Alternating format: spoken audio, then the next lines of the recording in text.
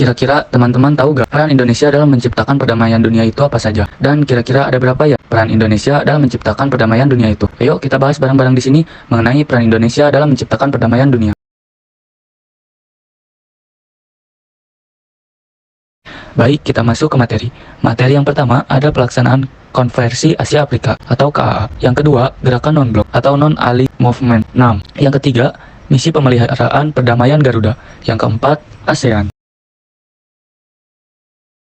Pertama, pelaksanaan Konferensi Asia Afrika atau yang disebut KAA. Latar belakangnya, karena ada beberapa kawasan di Asia dan juga di Afrika yang memiliki masalah baru. Akibatnya, lahirlah dua blok dengan kekuatan yang bertentangan secara ideologi maupun kepentingan, yaitu blok Barat dan blok Timur. Karena munculnya masalah ini, beberapa pemimpin negara Asia Afrika yang baru saja merdeka seperti Indonesia, India, Myanmar, Sri Lanka, dan Pakistan berinisiatif untuk mengadakan pertemuan yang disebut dengan Konferensi Asia Afrika atau yang disingkat KAA. Peran Indonesia dalam KAA, Indonesia menjadi salah satu pionir terselenggaranya KAA.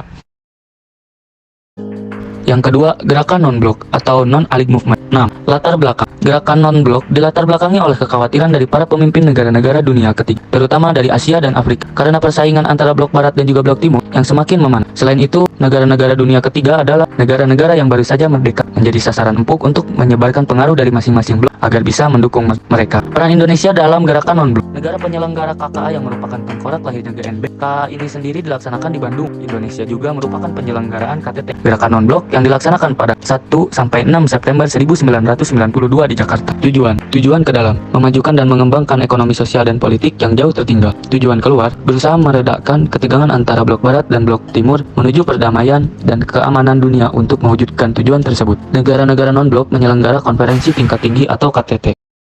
Yang ketiga, Misi Pemeliharaan Perdamaian Garuda. Latar belakang, konflik di Timur Tengah terkait masalah nasionalisasi terusan Suez yang dilakukan oleh Presiden Mesir Gamal Abdul Nasir pada 26 Juli 1956. Akibatnya pertikaian menjadi meluas dan melibatkan negara-negara di luar kawasan tersebut yang berkepentingan dalam masalah Suez. Peran Indonesia dalam Misi Pemeliharaan Perdamaian Garuda untuk menjaga perdamaian di berbagai tempat di dunia atas nama organisasi PBB. Tujuan, sebagai bukti konkret adanya ketertiban Indonesia dalam usaha mewujudkan perdamaian dunia di berbagai belahan dunia. Pada akhirnya pasukan Garuda ini memiliki tugas sebagai peacekeeping force atau disebut juga sebagai pasukan pemeliharaan perdamaian di PBB.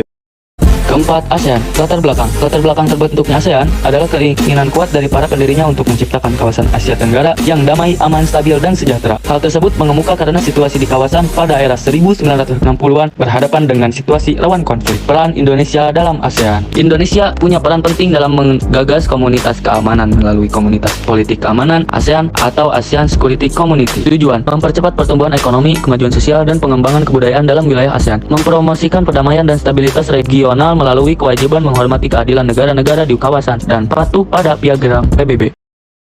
Kelima, Organisasi Konversi Islam. Latar belakang, pada 21 Agustus 1969 terjadi peristiwa pembakaran Masjid Al-Aqsa oleh pengikut fanatik Yahudi yang telah mendapatkan dukungan dari Israel. Karena peristiwa tersebut, pemimpin dunia Islam melakukan pertemuan yang menghasilkan terbentuknya Organisasi Konferensi Islam. Peran Indonesia dalam OKI, memfasilitasi upaya penyelesaian konflik antara pemerintah Filipina GRP dengan Moro National Liberation Front MNLF dengan mengacu kepada Final Page Agreement Perjanjian Damai 1996. Tujuan, meningkatkan solidaritas Islam di antara negara-negara anggota, mengoordinasikan kerjasama antar negara anggota di berbagai bidang, menghilangkan diskriminasi ras dan kolonialisme. Deklarasi Juanda. Latar belakang, Indonesia keberatan dengan peraturan yang menandakan bahwa tiap negara boleh untuk melaksanakan kegiatan apapun, baik yang menguntungkan atau merugikan kedaulatan Indonesia. Karena TZMKO 1939 tidak memperhatikan sifat khusus negara Indonesia sebagai negara kepulauan archipelago. Padahal Indonesia memiliki 17.000 pulau yang harus dijaga kesatuan dan pertahanannya. Peran Indonesia dalam Deklarasi Juanda, wujudkan pelayaran yang damai sekaligus legal di lautan Indonesia, mencegah konflik yang dapat terjadi antara berbagai pihak di tengah wilayah imperialisme. Tujuan, membentuk wilayah kesatuan Republik Indonesia yang utuh dan bulat, menentukan batas-batas wilayah NKRI sesuai tujuan untuk mewujudkan bentuk wilayah kesatuan Republik Indonesia yang utuh dan bulat, menentukan batas-batas wilayah NKRI sesuai dengan azas negara kepulauan, serta untuk mengatur lalu lintas damai pelayaran yang lebih menjamin keamanan dan keselamatan NKRI. Thank you, sekian dan terima kasih dari kelompok saya.